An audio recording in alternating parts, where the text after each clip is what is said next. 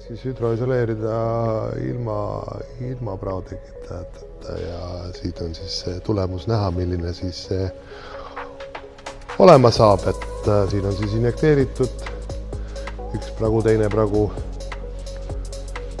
ja need praod kahjuks on alati liikuvad, et need jäävadki meil tilkuma ja iga kord tuleb jälle uuesti injekteerida teatud aja tagant.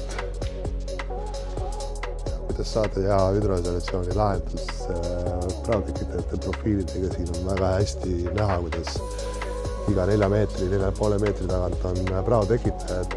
Praotekitaja koha peal on ilusti pragu. Seega me kontrollime betoonis mahu kahanemise pragusi ja loome nad täpselt sinna, kuhu me ise tahame ja samal ajal nad on ka koheselt pidavad. Aga täpselt järjekordselt praotekitaja juures, järgmine praotekitaja jälle pragu ilusti praotekitaja juures. Vahepeal on kõik ilus kuiv. Liven on teinud supertööd või siis Milte Perrebach on teinud supertööd liveni jaoks.